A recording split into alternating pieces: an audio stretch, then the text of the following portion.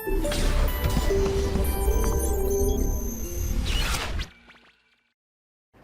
चलिए बच्चों, अब सदिशों का गुणन करते हैं, मल्टीप्लाई करके देखते हैं। मैंने आपको अभी तक जोड़ने घटाने सिखा दिया आपको, अब सदिशों को गुणा कैसे करेंगे, ठीक है ना।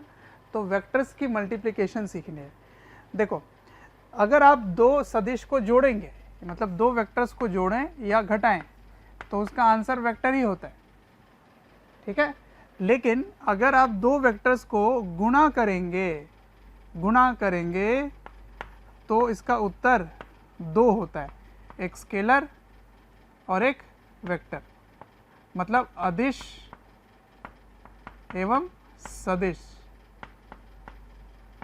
तो ये बड़ा महत्वपूर्ण बात है कि गुणा करने के दो नियम होंगे, एक ऐसा गुणा करेंगे कि अदिश गुणन होगा और एक ऐसा गुणा करेंगे कि सदिश गुणन होगा, ठीक है। तो ये बात महत्वपूर्ण थी, तो मैं इसको हटा देता हूँ। वैसे समझाने के लिए मैंने बताया कि दो वेक्टर को अगर आप जोड़ेंगे तो वेक्टर ही आएगा, लेकिन दो वेक्टर को अगर गुणा करेंगे तो वो वेक्टर भी हो सकता है, स्केलर भी हो सकता है। तो ये तो दो प्रकार के गुणन हो गए। तो पहला प्रकार शुरू करते हैं। तो पहला प्रकार स्केलर प्रोडक्ट,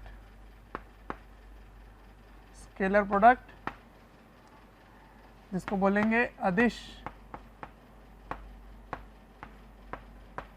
गुणन, ठीक है, अदिश गुणन। अब स्केलर प्रोडक्ट का दूसरा नाम होता है जो बहुत ज़्यादा यूज़ होता है, वो है डॉट प्रोडक्ट। इसको डॉट भी बोलते हैं, ठीक है। डॉट प्रोडक्ट मतलब अगर आप ए को गुणा कर रहे हैं तो ऐसे भी गुणा करते थे और ऐसे भी गुणा कर देते थे, याद है आपको। तो अगर ये सदिश है ना, तो इन दोनों का दो अलग अलग मीनिंग होगा। अगर ये अदिश होता, स्केलर होता, तो इनका एक ही मतलब होता है, लेकिन वेक्टर में दो अलग अलग मीनिंग है। तो देखिए क्या है, देखिए अगर ये एक बी वेक्टर है, ये ए वेक्टर है और इनके मध्य कोण थीटा है, तो डॉट प्रोडक्ट ये कहता है कि ए को बी के साथ अगर आप डॉट करेंगे तो इसकी परिभाषा है ए का मैग्नीट्यूड को गुणा कीजिए बी का मैग्नीट्यूड और यहाँ पर कॉस थीटा लगा दीजिए। समझ में आया? ऐसे, ठीक है, इस प्रकार।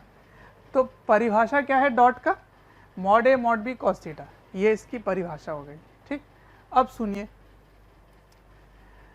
अब कॉस थीटा के मान से आप ये निर्देशित करेंगे, ये निर्धारित करेंगे कि इसका मान धनात्मक होगा या ऋणात्मक होगा, ठीक है, क्योंकि ये दोनों तो हमेशा ही धनात्मक होते हैं, पॉजिटिव होते हैं, लेकिन कॉस थीटा का मान बदलता रहता है, सही है। तो मैं यहीं पर ही बता देता हूँ आपको कि अगर थीटा का मान 90 से कम है तो न्यून कोण है, अक्यूट एंगल है, तो ये पॉजिटिव आएगा, ठीक है, धनात्मक आएगा।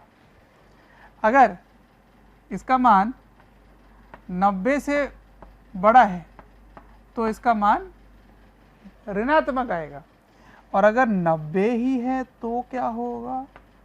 cos 90 का मान क्या होता है? cos 90 तो 0 हो जाता है। इसका मतलब दो सदिश अगर आपस में लंबवत हैं तो उसका डॉट का मान 0 हो जाएगा, डॉट प्रोडक्ट का मान 0 हो जाएगा, सही है। चलो, तो स्केलर प्रोडक्ट के बारे में ये सीखा हमने, और बातें करते हैं, थोड़ा और बातें कर लेते हैं। देखिए, पहली चीज कि ए डॉट बी ये होता है, सही है। यहां से कॉस थीटा का मान आप क्या लिख सकते हैं? कॉस थीटा का मान होगा A dot B divided by mod A mod B. तो यहां से लिखेंगे ए डॉट बी बटा मॉड ए मॉड बी। मतलब अगर आपसे ये पूछा जाए कि आप दो सदिश के मध्य कोण बताएं, तो कोण निकालने का सूत्र क्या लगाएंगे आप? ए डॉट बी बटे mod A mod B. Mod का मतलब समझ में आता है ना आपको, इसका परिमाण है। और वो कैसे निकालते हैं मैंने आपको बता रखा है, तो रूट के अंदर उसका वर्ग करके जोड़ दीजिए आप। ठीक है जी, पहली बात ये हो गई। दूसरी बात की तरफ बढ़ते हैं। दूसरी बात ये है कि अगर i को i के साथ डॉट कीजिए तो इसका क्या उत्तर होगा। i का मतलब बताया था मैंने आपको, x के दिशा में जो सदिश होगी उसको i बोलेंगे। तो i को i के साथ डॉट करेंगे तो क्या होगा, मॉड ऑफ i। तो मॉड ऑफ i 1 होता है, मॉड ऑफ i 1 होता है cos 0 डिग्री, क्योंकि दोनों ही सदिश एक ही दिशा में है तो उनके मध्य कोण 0 डिग्री होगा। तो इसका उत्तर क्या हो गया 1। तो इसका मतलब j और j का भी वही होगा और k का भी वही होगा। लेकिन अगर मैं i और j को कर दूं तो i और j के मध्य कोण क्या बनेगा, i इधर है तो j ऊपर होगा, उनके मध्य कोण 90 डिग्री बनेगा। तो उसका उत्तर क्या हो जाएगा 0। उसी तरह से j को k के साथ करोगे तो वो 0 हो जाएगा, और i को k के साथ भी करोगे तो भी वो 0 बनेगा, 0 है ये। सही है। तो इसका मतलब अगर मैं a सदिश इस तरह देता, कंपोनेंट में, घटक में देता आपको, तो ax ay az और b ऐसे देता, bx by bz k क्या। तो बताओ a डॉट b कैसे लिखोगे, a डॉट b कैसे लिखोगे बोलो। a डॉट b i को इनसे करोगे गुणा, फिर j को इन तीनों से, फिर k को इन तीनों से, ऐसे ही करोगे। तो जब आप i को इसके साथ करोगे तो इन दोनों के मध्य कोण 0 डिग्री है। तो ठीक है, इसका उत्तर हो गया ax bx। ठीक है, अब यहाँ कुछ नहीं लिखोगे, i j कुछ नहीं लिखोगे, क्यों, क्योंकि मॉड a cos थीटा हो गया तो यहाँ पे कुछ भी नहीं आएगा। तो क्योंकि यहाँ पे कोई भी दिशा नहीं है इसीलिए ये क्या बन गया, ये स्केलर बन गया, मतलब अदिश बन गया ये। ठीक है, इसकी कोई दिशा नहीं है। इन दोनों का जो मल्टीप्लाई करके निकालोगे, गुणा करके निकालोगे, उनकी उसकी कोई दिशा नहीं होगी, वो एक अदिश होगी। सही है, इसलिए आप बिल्कुल भी परेशान मत होना कि इसका दिशा किधर है, नहीं, कोई दिशा नहीं है, क्योंकि ये अदिश ही है। ठीक है, अब जब इसको i को j से गुणा करोगे तो वो 0 हो जाएगा, फिर i को k से करोगे तो 0 हो जाएगा। इसका मतलब ये i इन दोनों से 0 हो गया, तो j भी इन दोनों से 0 हो जाएगा, k भी इन दोनों से 0 हो जाएगा। तो कहने का मतलब सिर्फ j वाला j से गुणा होगा, k वाला k से गुणा होगा, i वाला i के साथ गुणा होगा।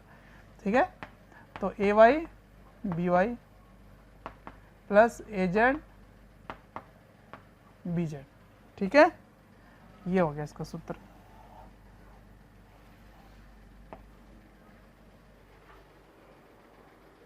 गुड, ठीक है, अगले भाग पे पहुंचते हैं, नंबर 3। नंबर 3 इसको आप समझ लीजिए। ठीक है, इसको आपको लिखना है तो लिख लीजिए, नहीं तो मैं आपको तीसरा भाग की तरफ लेके चलता हूँ। चलिए तीसरा पॉइंट की तरफ। अगर मैं ये लिखता component of B along A, ये लिखता, मतलब B का घटक A के अनुदिश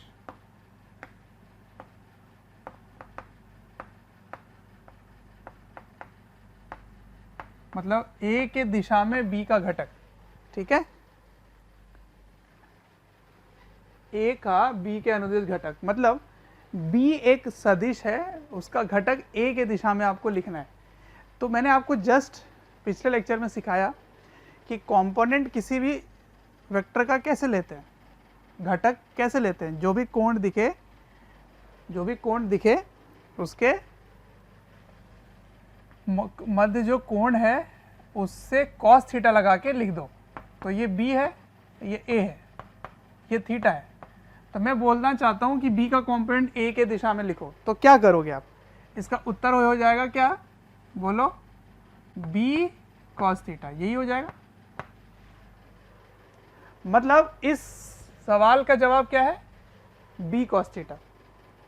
अब ये b cos थीटा यहां से निकालोगे तो क्या आएगा? देखना, इस b को ले जाओ यहां पर, तो b cos थीटा क्या होगा? b cos थीटा बराबर, यहां से लिखो क्या होगा, देखो जल्दी से, a सदिश डॉट b सदिश भाग a का मैग्नीट्यूड। ठीक है, अब बताइए इसको क्या लिख सकते हो?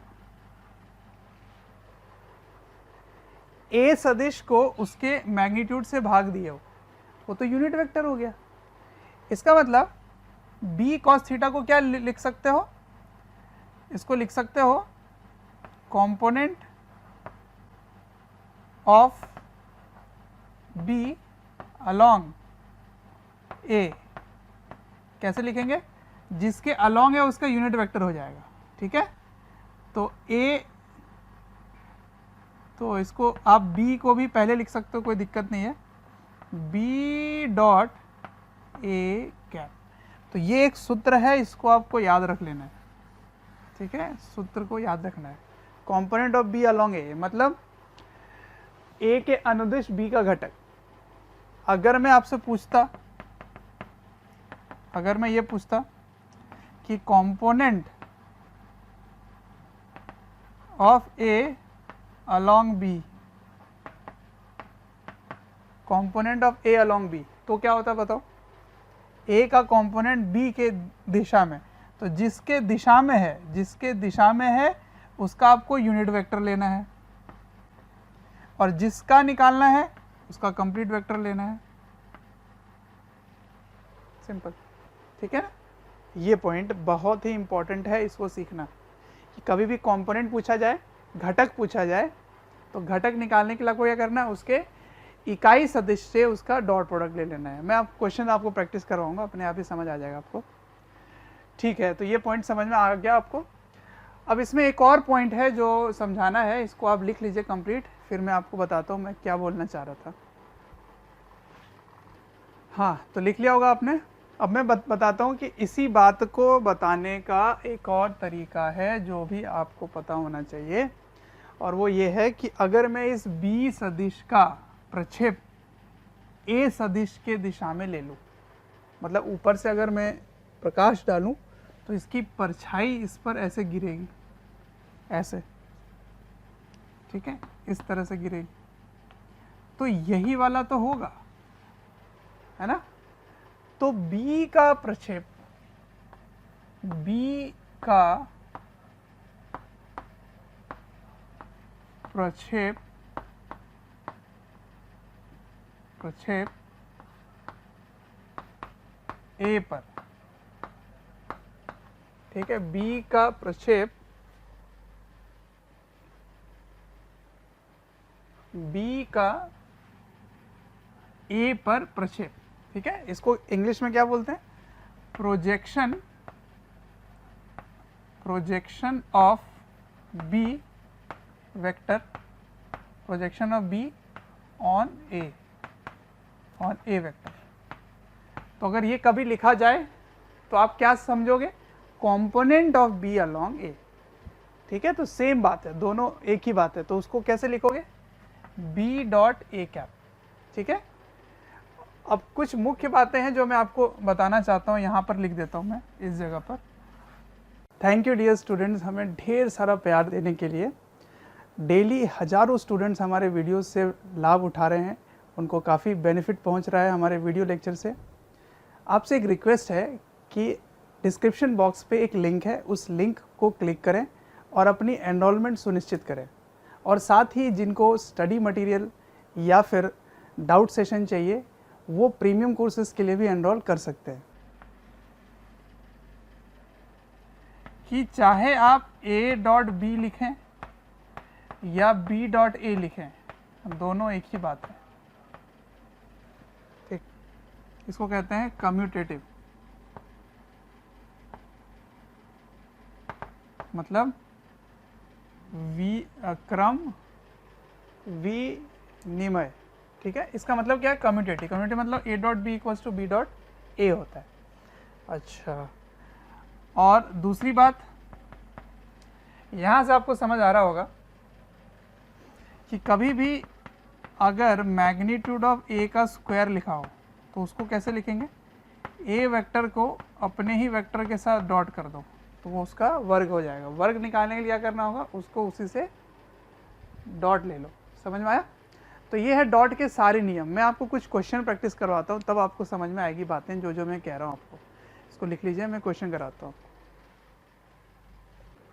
चलिए क्वेश्चन लेते हैं।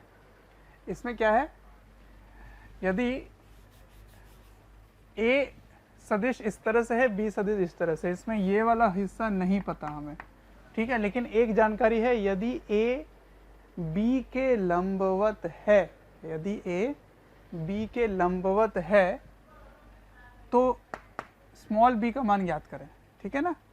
तो ए परपेंडिकुलर टू बी है,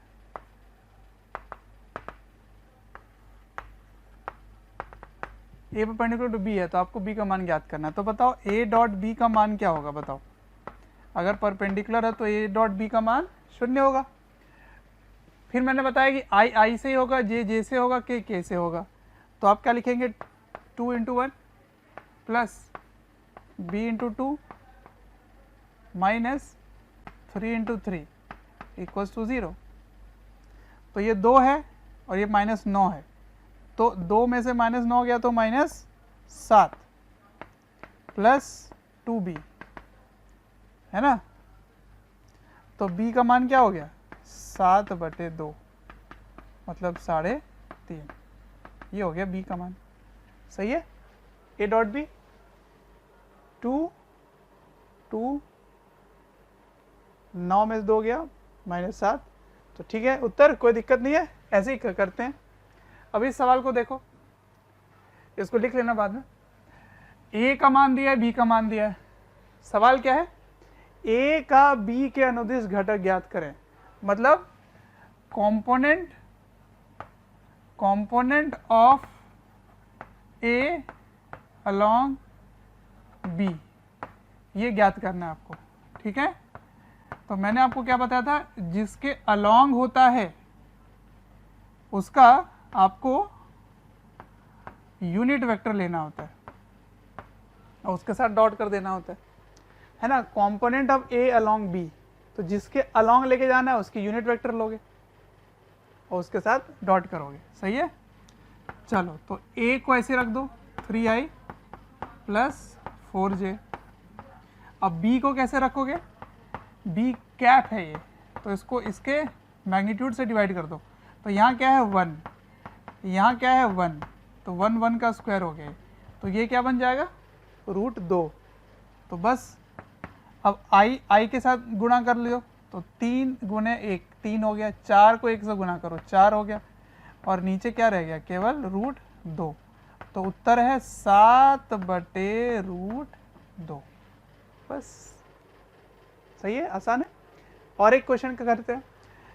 मैंने 2 सदिश दिया आपको और उनके मध्य कोण ज्ञात कीजिए आप, ठीक है, उसको ट्राई कीजिए। इसको तब तक आप लिख लो, ठीक है। चलो फिर लिखो इस सवाल को। a का मान है 3 4 और b का मान है 5 12, ठीक है। तो find angle between a vector and b vector. किन्हीं 2 सदिशों के मध्य कोण ज्ञात करना है आपको, ठीक है ना, angle between a and b। कैसे निकालें, मैंने क्या सिखा रखा आपको, cos थीटा बराबर a dot b divided by mod a mod b, यही होता है कोण। तो a डॉट b कैसे करें, a को b से डॉट करना है, तो 3 × 5 प्लस 4 गुना 12 बटे रूट अंडर 3 का स्क्वायर 4 का स्क्वायर गुना रूट अंडर 5 का स्क्वायर और 12 का स्क्वायर। सही है। ये कितना हो गया, 5 तिया 15 प्लस 12 चौका 48 बटे ये कितना हो जाएगा, ये हो जाएगा 9 और 16 25, रूट 25 कितना हो गया 5, और ये कितना 25 और 144 169 का रूट 13। ठीक है, ये हो गया। अब इसको जोड़ोगे तो क्या आएगा, इसका उत्तर 56। 5 तिया 15 12 चौका 48, सही है ना, कोई दिक्कत नहीं है। तो 8 और 5, 8 5 13, 4 1 5 और 1 6 और 13 5 65। ठीक है, अब आपको मान ज्ञात करना था थीटा का, तो थीटा मैंने आपको बताया, जिसका मान आपको नहीं पता उसको ऐसे लिखते हैं 63/65 का कॉस इनवर्स, ये एक तरीका है। ठीक है ना, तो किसी भी दो सदिश के मध्य कोण ऐसे ज्ञात करेंगे। एक बात और बता देता हूं आपको, दो सदिश समांतर कब होंगे, इसको मैं नोट करके लिख देता हूं यहां पर, नोट ए पैरेलल होगा बी के, पैरेलल मतलब समांतर, ए के दिशा में बी, ये ए है ये बी है, कब होंगे, यदि ए को लिखा गया x1 i cap y1 j cap और इसको लिखा गया x2 i cap y2 j cap, मतलब k भी होगा, मान लो k भी है। तो यदि x1 बटा y1 का मान x2 बटा y2 के मान के बराबर हो गया, then a is parallel to b। ठीक है, यदि a सदिश और b सदिश समांतर है, पैरेलल है, तो वो कैसे पता करेंगे उसका, इनका अनुपात अगर बराबर हो गया तो वो समांतर होंगे, पैरेलल होंगे। सही है, ये नोट करके लिख लेना। ठीक है जी, चलिए अब दूसरे प्रोडक्ट की तरफ बढ़ेंगे, दूसरा गुणन के नियम की तरफ बढ़ेंगे, और वो है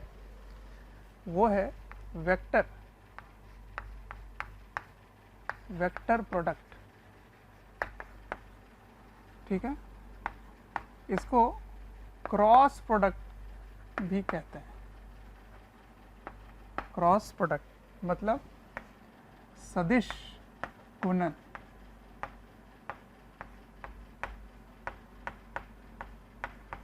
ठीक है, अब ये क्या है देखते हैं। देखिए, यदि फिर से दो ए सदिश बी सदिश, इसके मध्य कोण थीटा है, तो यदि a को b के साथ गुणा करो और इस प्रकार करो, मैंने कहा था ना कि इस तरह लिखोगे तो क्रॉस बोलेंगे, डॉट लिखोगे तो डॉट बोलेंगे, और उन दोनों का मतलब अलग अलग होगा। तो इसका मान होता है मॉड a मॉड b, उधर कॉस थीटा था, इसमें साइन थीटा होगा, लेकिन ये दोनों में कोई दिशा नहीं होगी, तो एक दिशा भी रखेंगे जिसको एन कैप बोलेंगे, एन कैप। ठीक है, अब ये एन कैप क्या होता है भाई साहब, तो एन कैप होता है एक इकाई सदिश।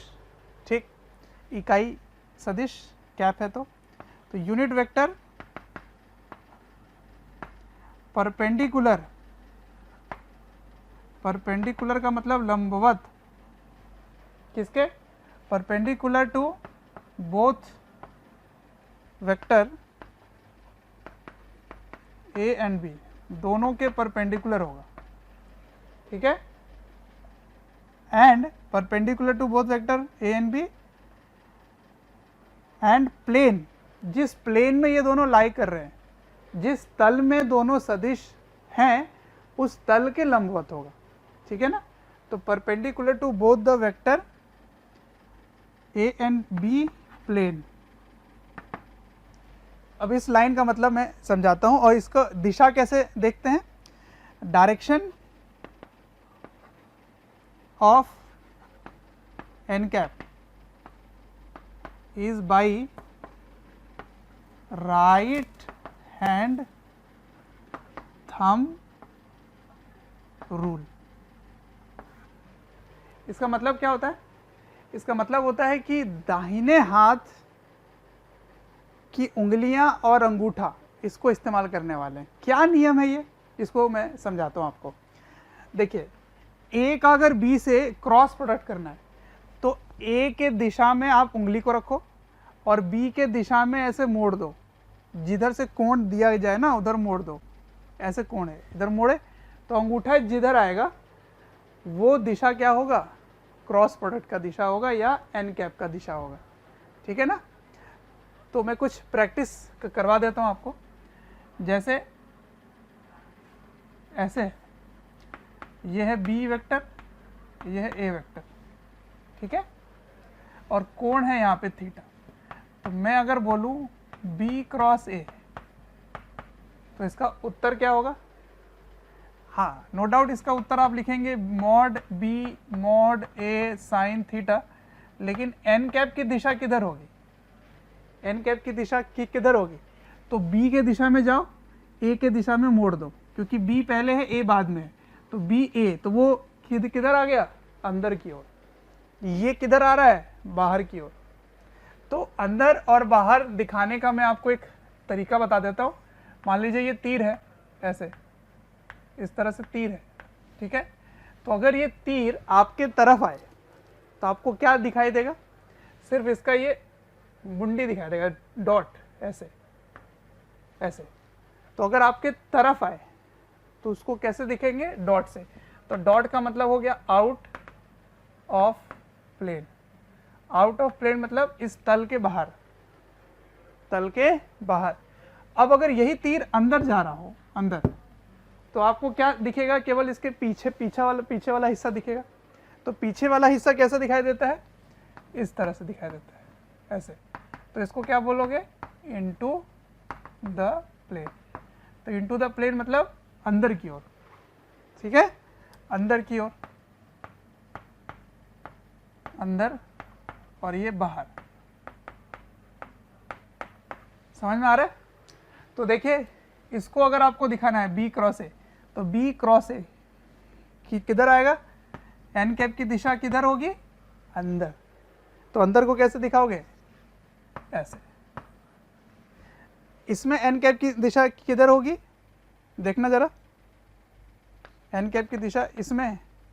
तो ए को बी से क्रॉस करो तो बाहर की ओर। तो बाहर को कैसे दिखाते हैं? डॉट, इसमें।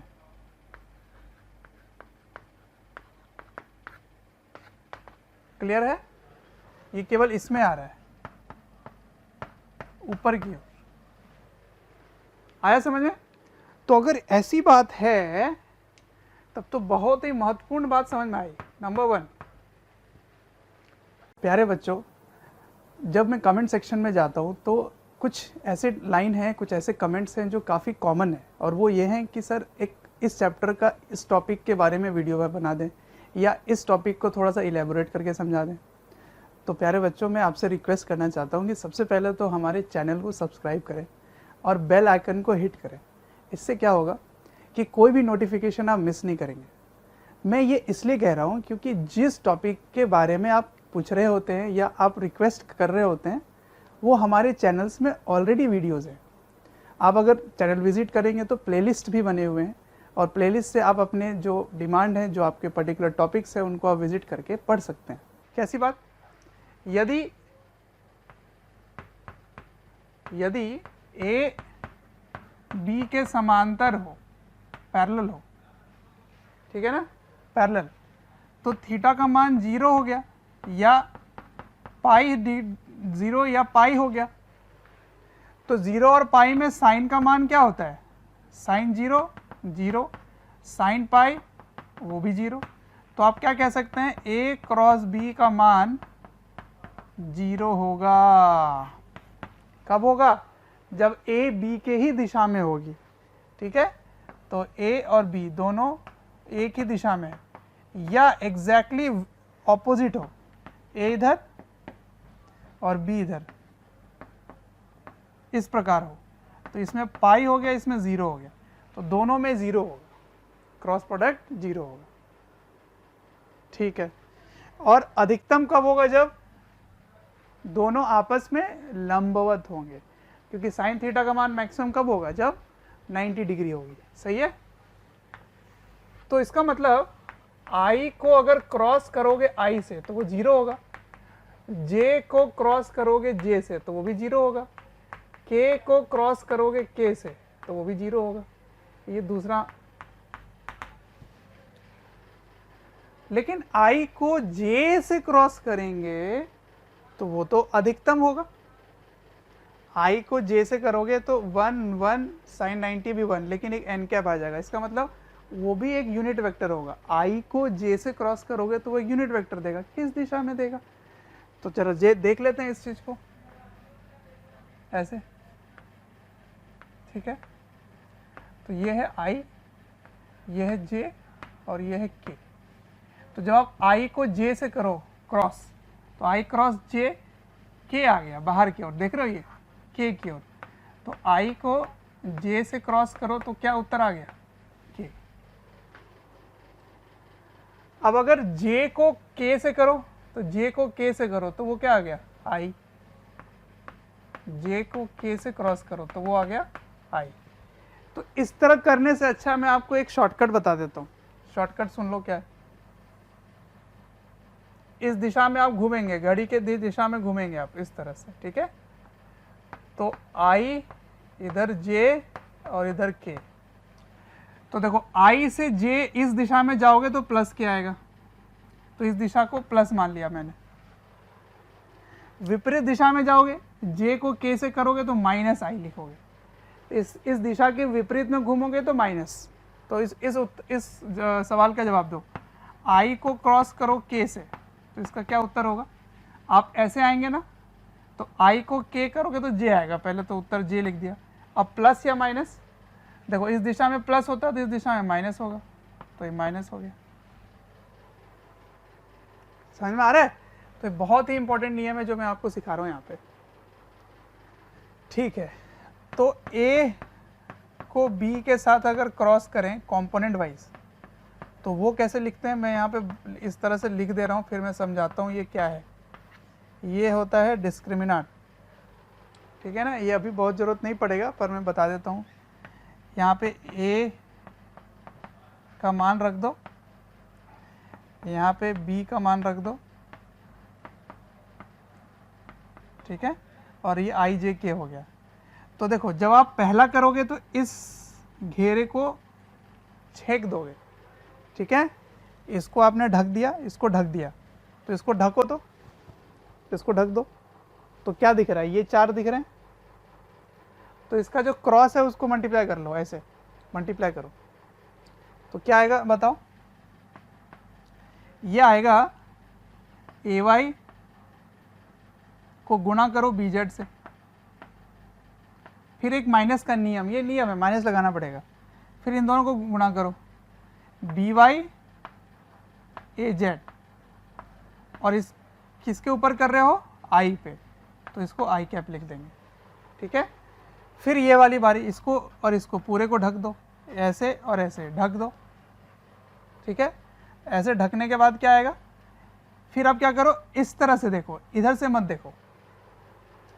एक काम करता हूँ, इसको मैं बाद में बताता हूँ, ठीक है। पहले इतना आप लिख लीजिए, फिर हम बात करते हैं।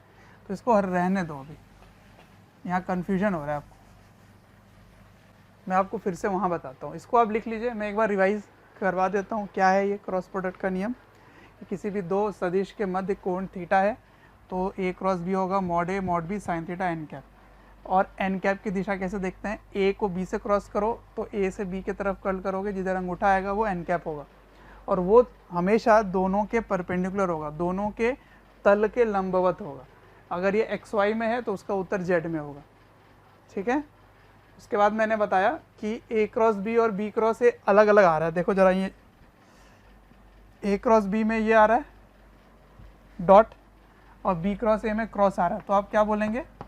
A क्रॉस B का मान माइनस B क्रॉस A होता है, ठीक है, तो ये दोनों बराबर नहीं होते हैं। अगर ये बराबर है इसका मतलब 0 है, तभी बराबर होगा। ठीक है, उसके बाद यदि a क्रॉस b, अगर ये दोनों पैरेलल हैं, समांतर हैं, तो a क्रॉस b का मान 0 होगा। तो अगर दो सदिश एक ही दिशा में होंगे या विपरीत दिशा में होंगे तो उनका क्रॉस प्रोडक्ट का मान 0 होगा। ठीक है, उसका दूसरा नियम क्या बताया, आई आई जे जे के के को क्रॉस करोगे तो वो 0 होगा, क्योंकि उनके मध्य कोण 0 डिग्री है।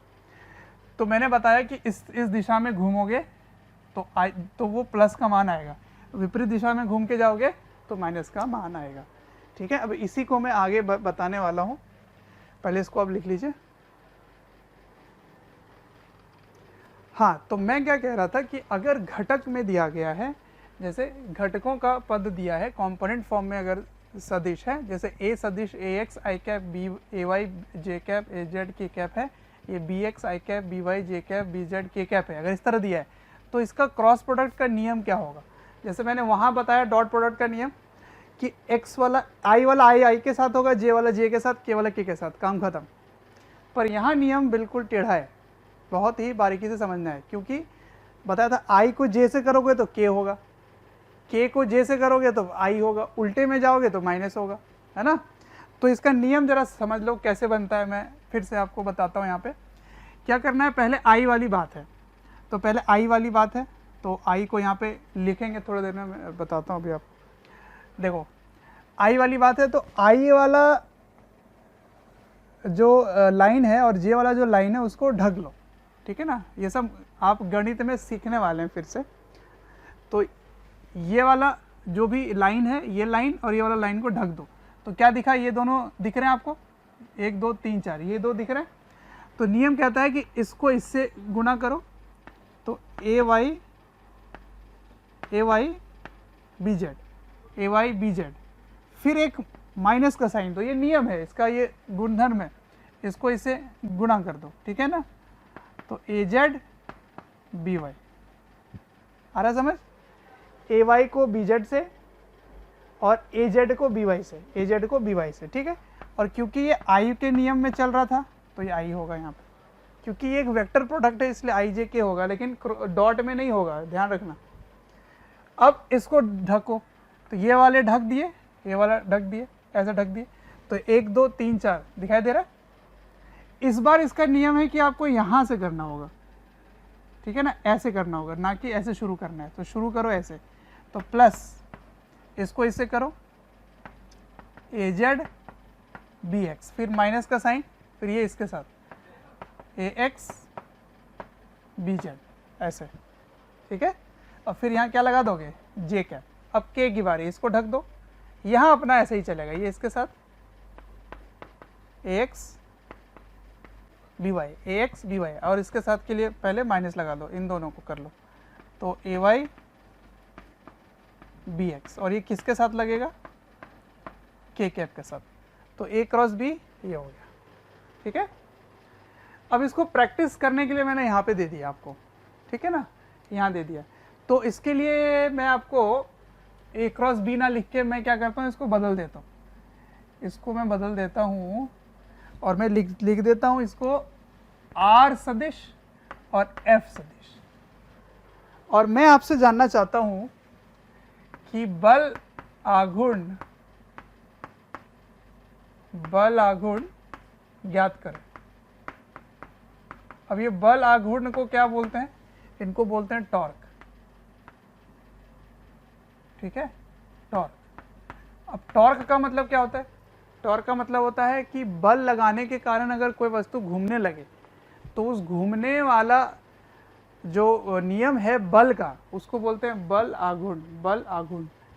तो बल लगने से अगर कोई घूर्णन गति में आ जाए तो वो टॉर्क कहलाएगा, सही है। तो आर क्रॉस एफ इसका मान होता है, मैं आपको बता देता हूँ ये क्या होता है, आर क्रॉस एफ, ये होता है टॉर्क, ठीक है ना, इसको लिख लेना। अब मैं इसको सॉल्व करता हूँ, तो देखते जाइए क्या करना है। यहाँ पर सबसे पहले आई लगाना है, फिर यहाँ जे लगाना है, फिर यहाँ के लगाना है, ठीक है। और यहाँ आपको लिखना है आर क्रॉस एफ, ये, ठीक है। अब ऐसे करके लाइन बना दो इस तरह से, इसको बोलते हैं डिटर्मिनेंट, सब कुछ आप गणित में फिर से सीखने वाले हैं, मैं बार बार रिपीट कर रहा हूँ इस बात को। तो जो यहाँ सदिश दिखेगा उसका आई जे के पहले लिखोगे, जो पहले दिखेगा। तो पहले क्या दिखा है, तो 2 फिर 1 फिर -1 फिर 3 फिर 1 + 6, ये है, ठीक है ना। तो R क्रॉस F लिखो इस नियम से। तो मैंने क्या बोला था, इसको ढक दो और इनको गुना करो पहले। तो 6 और गुना 1 6 माइनस एक माइनस इसके साथ है, क्योंकि इनको गुणा करोगे तो माइनस हो जाएगा, और पूरे में क्या लग गया आई कैप प्लस। अब इसको ढक दो और इधर ना जाके इधर पहले करो, है ना। पहले ये लिखा हुआ है AZ BX, तो इसको इससे पहले गुणा कर लो। तो ये क्या बना 3 गुना -1, तो -3, ठीक है। फिर एक माइनस इसके सूत्र में ही है, तो माइनस लगा दो। इसको कर रहे थे तो ये गुणा हो गया। अब इसकी बारी, तो 6 दूना 12, और ये लगेगा जे के साथ, फिर प्लस। अब के वाला ढक दो, के वाला पूरा ढक दो ऐसे, इन दोनों को गुणा करो पहले। तो 2 गुना 1 2 माइनस 3 गुना 1 3 के। तो क्या सूत्र आया देखो, सूत्र नहीं फाइनल आंसर। तो 6 + 1 7 आई कैप, ये कितना हो गया 12 3 15 जे कैप। ये क्या हो गया 3 में से 2 -1 के कैप। तो ये है आपका टॉर्क, ठीक है। तो टॉर्क कैसा है, टॉर्क कैसी राशि है, सदिश राशि है ना। बच्चों, अगर हमारे वीडियोस आपको पसंद आते हैं, आपको हमारी जो मेहनत है वो आपको अच्छी लगती है, तो आप हमारे वीडियोस को ज़रूर लाइक करें और शेयर करें। शेयर इसलिए मैं करने बोल रहा हूँ क्योंकि आपके शेयर करने से ज़रूरतमंद बच्चों तक ये वीडियोस पहुँच सकता है, जिनको एक पर्टिकुलर टॉपिक काफ़ी वीक लग रहा है, या एक ऐसा चैप्टर है जिसके बारे में एक पर्टिकुलर टॉपिक उनको अच्छे से पढ़ना है, तो उन तक पहुँच सकता है ये।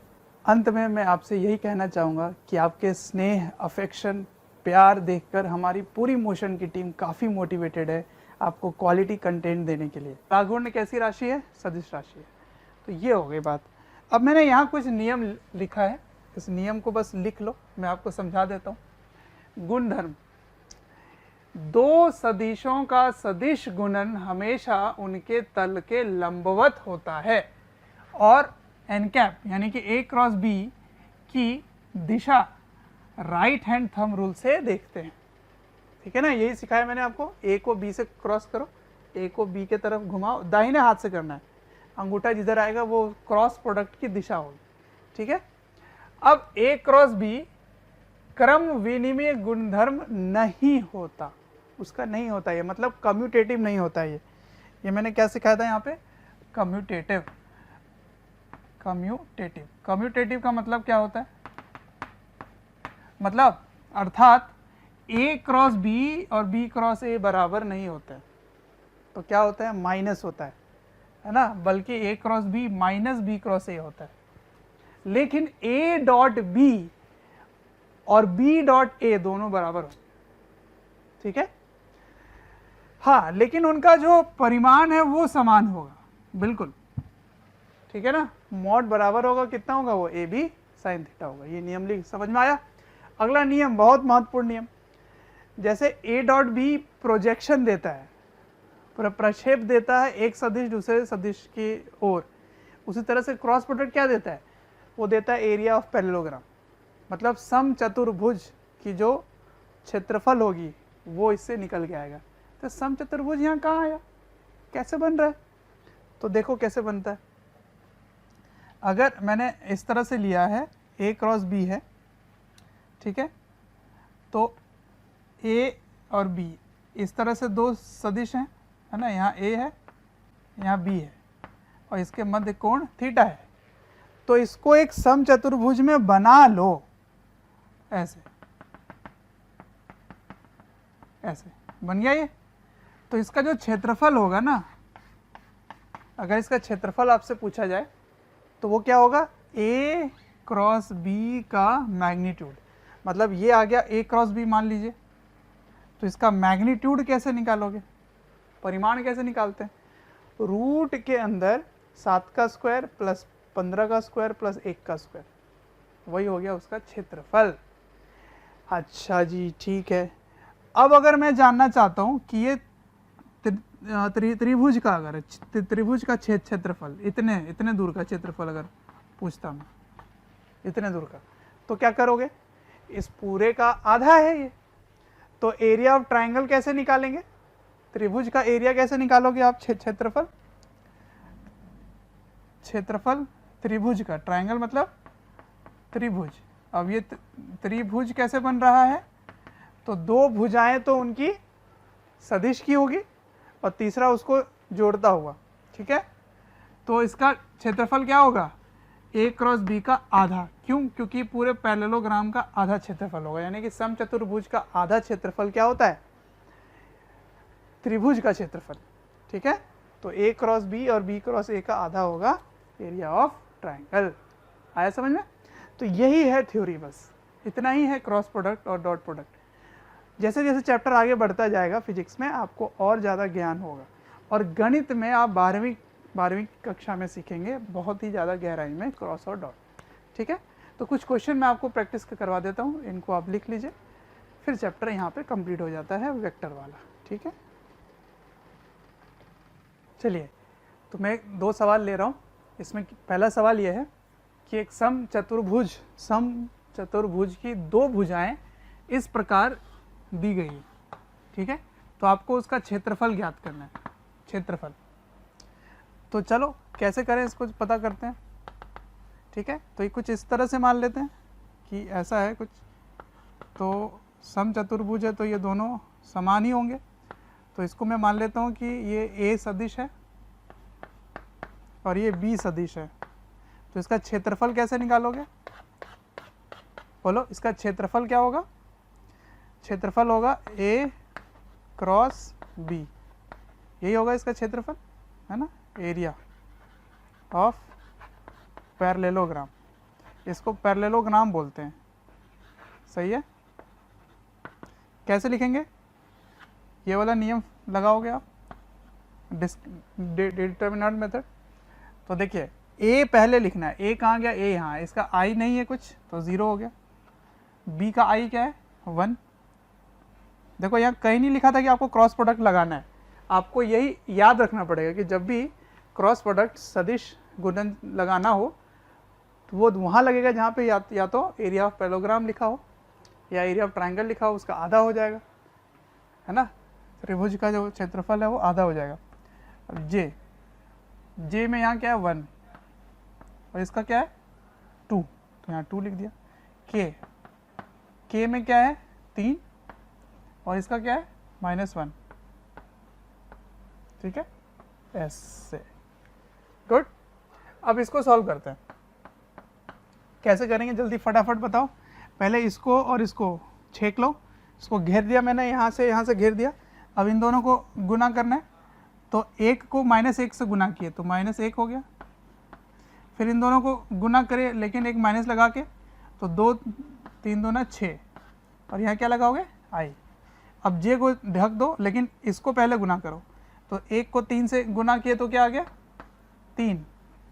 1 को 3 से गुना किया 3, 0 को इससे किए तो 0, तो 0 हो गया वो, तो ये जे कैप हो गया। प्लस अब के वाला ढक दो ऐसे, है ना? आ रहा है समझ?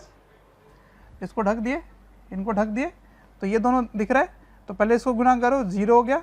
फिर इसको, तो पहले तो 0 हो गया, फिर माइनस, इन दोनों को गुना करो, 1 को 1 से गुना करो तो 1 आ गया, और ये क्या हो गया?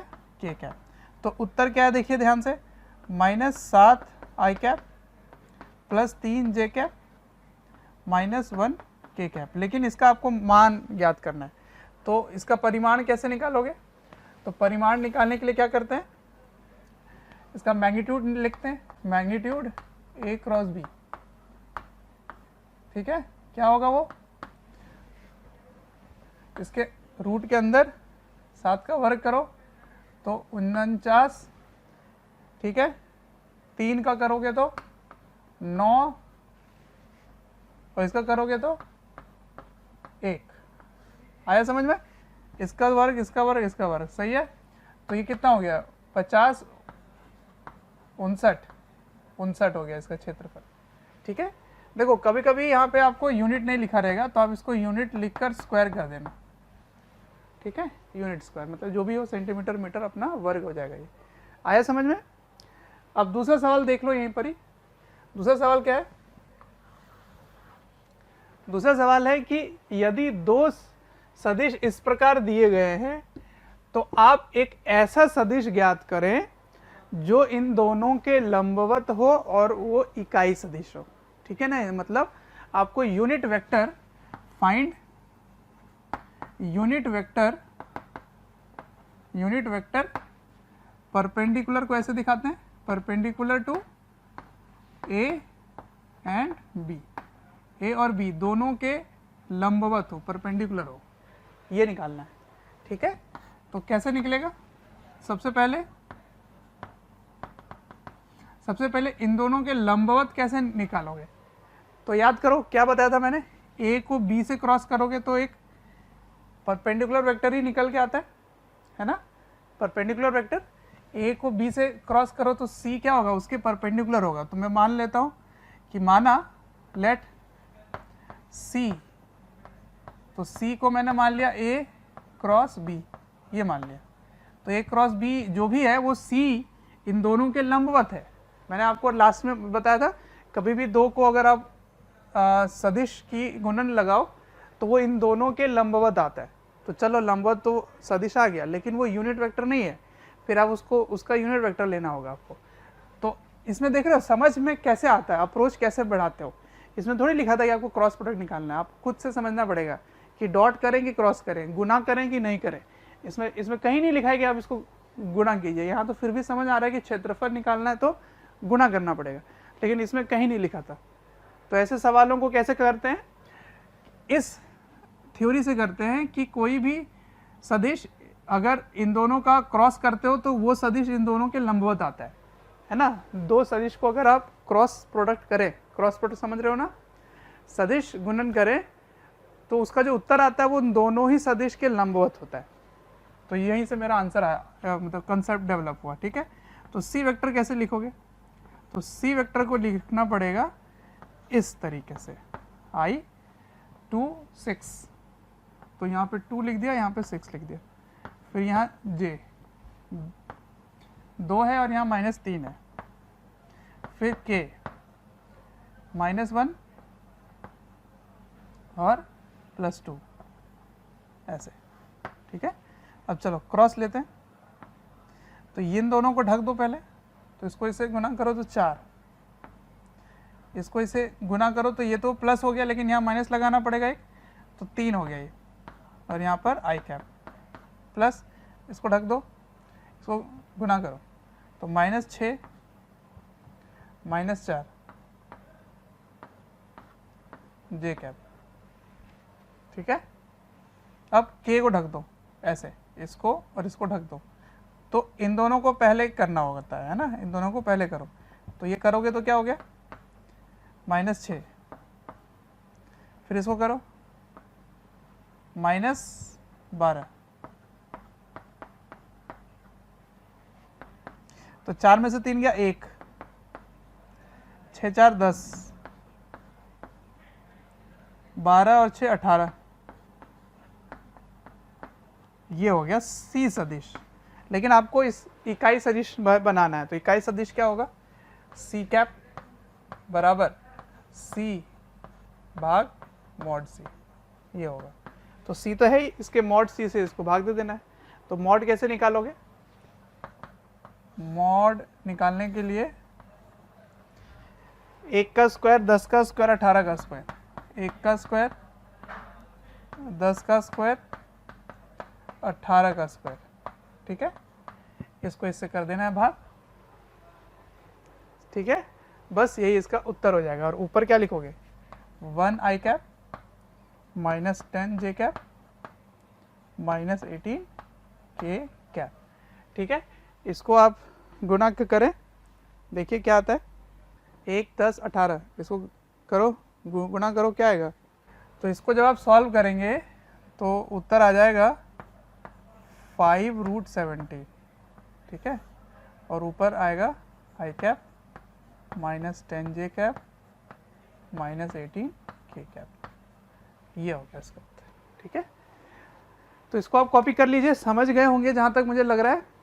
तो यहाँ इस चैप्टर को विराम करते हैं, इसको ख़त्म करते हैं, और मुझे ऐसा बिल्कुल उम्मीद है आपको एक एक पॉइंट समझ में आया होगा। मैं फिर से एक पॉइंट को समझाना चाहता हूँ यहाँ पर कि ये चैप्टर एक कंसेप्ट है, ये पूरा आने वाले फिजिक्स में हर जगह इस्तेमाल होने वाला है, ठीक है।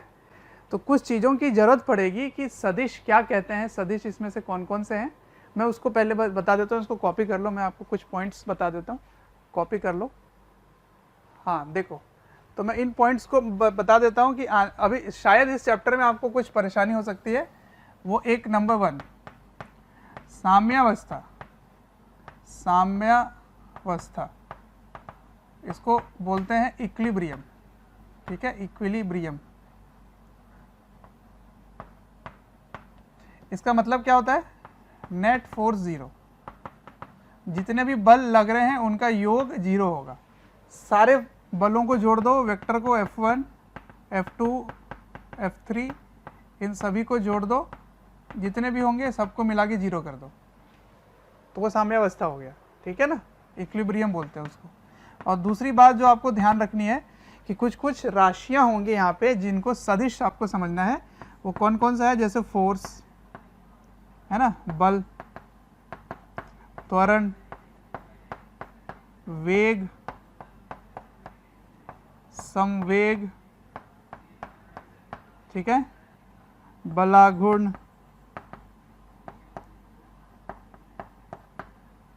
ठीक है ना, कोणीय वेग, कोणीय संवेग, ये सारे जो हैं वो क्या है, सदिश है, ठीक है। तो जहाँ जहाँ मैंने A लिखा है, B लिखा है, C लिखा है, वहाँ वहाँ ये सारी चीज़ें लिखी मिल सकती हैं आपको, जबकि इसके बारे में डिटेल पढ़ने वाले हो आगे। लेकिन मान लो कुछ सवाल आप कर रहे हो और आपको समझ ना आए, उसके लिए मैंने आपको बता दिया है, ठीक है। तो चलिए फिर चैप्टर को यहीं पर ख़त्म करते हैं। तो आई होप आपको समझ आया होगा। आपको प्रैक्टिस करना है, एक्सरसाइजेस करने हैं, DPPs करनी है, और तभी इस चैप्टर का ग्रिप बनेगा, ठीक है। तो फिर मिलते हैं अगले चैप्टर में, तब तक थैंक यू। कोई भी चैप्टर या वीडियोस आपको डिटेल में ईयर लॉन्ग वाले वीडियोस चाहिए और काफ़ी डिटेल में वीडियोस आपको चाहिए, तो आपको एक नंबर दे रहा हूँ, टोल फ्री नंबर है, आप इनको कॉल करें और डिटेल में आप बात कर सकते हैं और पूछ सकते हैं। नंबर है 1800 2121 799।